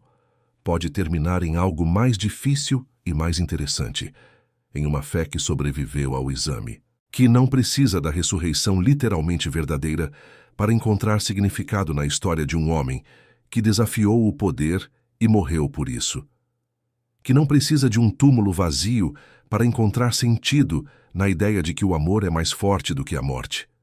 Uma fé assim, uma fé que passou pelo fogo da pergunta honesta, é muito mais sólida do que a fé que precisa de silêncio para sobreviver. Spinoza não destruiu a possibilidade do sagrado, redefiniu onde o sagrado pode ser encontrado. Não nos milagres, não nos dogmas, não na autoridade das instituições, na razão, na ética, na capacidade de cada ser humano de compreender a ordem infinita do universo e de agir de acordo com ela. Existe um experimento mental que Spinoza nunca realizou em seus escritos, mas que podemos realizar aqui. Imagine que ele nunca tivesse nascido. Imagine que aquele menino de 23 anos, em 1656, tivesse simplesmente recuado, tivesse pedido desculpas à sinagoga, jurado lealdade ao que era esperado e enterrado suas perguntas no mesmo silêncio em que gerações antes dele haviam enterrado as suas. O que não existiria? Em primeiro lugar, o campo inteiro da crítica bíblica histórica. A disciplina que hoje permite que teólogos sérios de todas as denominações leiam a Bíblia como documento histórico sem abrir mão de sua fé. Em segundo lugar, boa parte da filosofia política moderna. O Tratado Teológico Político não é apenas um livro sobre a Bíblia. É um dos primeiros argumentos sistemáticos em favor da separação entre Estado e religião, da liberdade de pensamento como direito inalienável e da ideia de que um governo só é legítimo quando protege a liberdade de seus cidadãos de pensar, escrever e falar livremente. John Locke leu Spinoza. As ideias de Locke alimentaram os fundadores dos Estados Unidos. A liberdade religiosa inscrita na Constituição americana, a proibição de estabelecer uma religião estatal, tem em sua genealogia filosófica as páginas do Tratado Teológico Político. Em terceiro lugar, a tradição do iluminismo europeu. Voltaire, que atacou a Igreja Católica com uma ferocidade que ainda hoje surpreende, foi um leitor de Spinoza. Diderot, que editou a Enciclopédia, o projeto de sistematizar o conhecimento humano racional, era spinozano confesso. Goethe disse que Spinoza foi a maior influência intelectual de sua vida.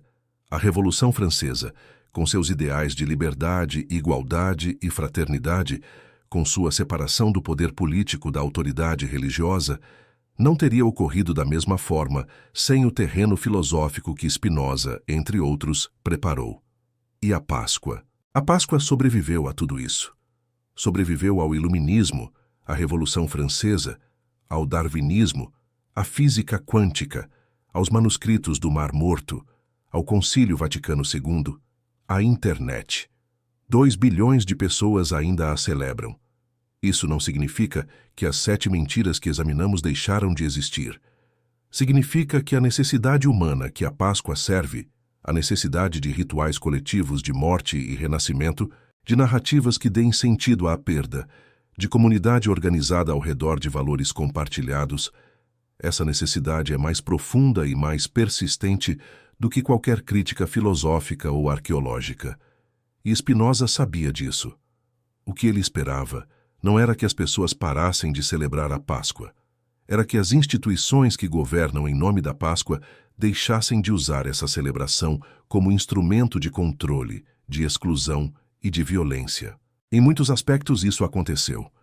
A doutrina da culpa coletiva judaica foi oficialmente rejeitada em 1965. A tortura da Inquisição é história. As fogueiras de hereges são história. Em outros aspectos, ainda há muito a fazer. Ainda há instituições que usam a autoridade religiosa para suprimir direitos, que usam textos sagrados para justificar discriminações, que exigem de seus fiéis o silêncio das perguntas que precisariam ser feitas. Spinoza continua sendo necessário. O homem que poliu lentes em Amsterdã e disse ao mundo que tinha o direito de examinar os fundamentos do que acredita ainda é, 350 anos depois, uma voz incômoda e insubstituível. Porque o mundo que ele ajudou a criar é ainda um projeto inacabado, e cada pessoa que chega ao fim de um vídeo como este, que passou por 7 mentiras, por 2000 anos de história, pela análise de textos e de poder, está, de alguma forma, continuando o trabalho que ele começou. Quando uma mentira cai, sempre surge a mesma pergunta. E agora? Não é uma pergunta trivial. É talvez a mais importante de todas, porque é fácil demolir. É fácil pegar as ferramentas da razão e aplicá-las a uma narrativa até que ela se fragmente em contradições. Qualquer mente treinada pode fazer isso. O que é difícil, o que Spinoza fez, e o que talvez seja o legado mais duradouro de tudo que examinamos aqui, é construir algo no lugar. Não um novo dogma, não uma nova instituição com novas certezas e novos silêncios obrigatórios, mas uma maneira de estar no mundo que não precise de mentiras para se sustentar. As 7 mentiras da Páscoa não são apenas mentiras sobre datas, sobre túmulos, sobre Maria Madalena, sobre Judas, sobre Pilatos, São mentiras sobre a natureza do poder, sobre o que as instituições fazem quando precisam se manter, sobre a distância que pode existir entre uma ideia original, o ensinamento de um pregador galileu que disse que o mais importante era amar o próximo, e o edifício que foi construído em torno desse ensinamento ao longo de 2 milênios. Jesus histórico, se existiu como a maioria dos historiadores acredita, era um judeu que pregava dentro da tradição judaica, que desafiava as autoridades religiosas de sua época, que comia com os excluídos e tocava nos impuros, que foi executado por uma combinação de poder romano e rivalidade dos líderes religiosos locais, da mesma forma que outros pregadores carismáticos foram executados no mesmo período. O que foi feito com a memória desse homem?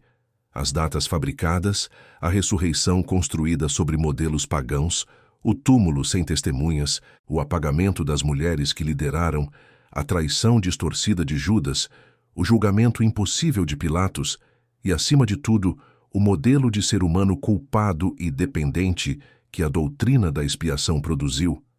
Tudo isso é obra humana. Obra de pessoas que, em sua maioria, acreditavam no que faziam, que estavam tentando preservar algo que consideravam sagrado, que tomaram decisões políticas e narrativas que pareciam necessárias no momento, e que tiveram consequências que nenhum deles poderia prever. Isso não os absolve, mas os humaniza, e humanizá-los, vê-los como seres humanos, tomando decisões humanas em contextos históricos específicos, em vez de como agentes do bem ou do mal absoluto, é exatamente o tipo de operação intelectual que Spinoza praticava, e que é, talvez, a forma mais genuína de não repetir os erros que examinamos. Porque os erros que examinamos não foram cometidos por monstros, foram cometidos por pessoas que acreditavam que a verdade que possuíam era tão importante, tão sagrada, tão fundamental para o bem-estar da humanidade, que qualquer meio de preservá-la e de impedi-la de ser questionada era justificado.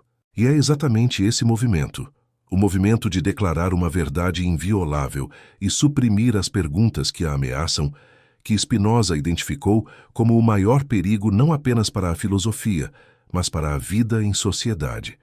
Porque uma sociedade que não pode fazer perguntas sobre seus fundamentos é uma sociedade que não pode corrigir seus erros, que não pode crescer, que não pode se tornar mais justa do que foi. O que Spinoza deixou, o que fica depois que as 7 mentiras desabam, não é o vazio, é o método, a capacidade de perguntar, o direito de examinar, a responsabilidade de não aceitar a autoridade sem o exame da razão. E junto com isso, porque Spinoza não era um destruidor, era um filósofo da alegria, da liberdade e da ética, a convicção de que esse exame não nos afasta do sagrado, nos aproxima dele. Porque o sagrado que sobrevive à pergunta honesta, o amor que permanece depois que o medo foi removido, a ética que persiste depois que o dogma é questionado, a comunidade que se mantém depois que a autoridade cega é desafiada, esse sagrado é real. É o único sagrado que Spinoza considerava digno do nome. E é, talvez, o único legado que a Páscoa, despida de suas 7 mentiras, ainda pode oferecer a um mundo que precisa, mais do que nunca, de razão e de amor ao mesmo tempo.